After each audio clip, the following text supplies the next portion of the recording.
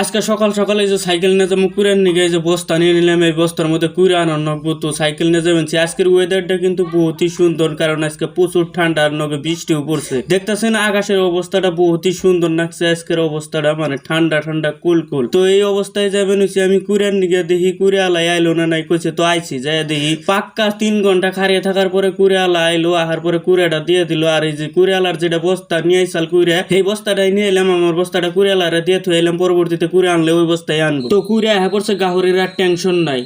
The next day. তো তারপরের দিনকে যাবেন চুল কাটবার নিকে এডুকে জায়গা আইডাই জানাবো, কারণ তিনেলি খারে রয়েছে মামার গাড়িতে উঠে জানাবো আমাকে চারেলি, কারণ চারেলির সেলুনটা বহুতই ভালো, অনেক স্পেশাল করে চুল কেটে দেয়। তো তিনেলির তখন মামার গাড়িতে উঠে যাবেন আমরা চারেলি আহে পাইছি। দেখতেছে না নিয়ে দেখি প্রচুর ভিড়। এই ভিড়ের মধ্যে 3-4 ঘন্টা থাকার পরে আমরা চুল কাটলাম। তো চুল ঢুল কাইডে আহার পথে আমরা ব্যক্তিতে প্ল্যান করলাম একটা আশ খান নাকবো। তো আশটা নিয়ে এলাম, আশটা নিয়ে ওরা মারবো, মায়ের ঢেরে পুরা কমপ্লিট করবার সন্ধ্যা বেলা এটা রান্দা। তো রান্দা সন্ধ্যা সন্ধ্যা বেলা ও মারতাছে, দেখতেছেন না কিল দিয়ে মারতাছে। কিরকম মানে কি আশটার গলা কাটার নাকি ওইটি কিল দিছে, কিল দিয়ে মানে আশটা দাবি মানছে, দাবাইতে মরে গেল। তো অলরেডি সন্ধ্যা বেলাও কিন্তু রান্দা হয়ে গেল।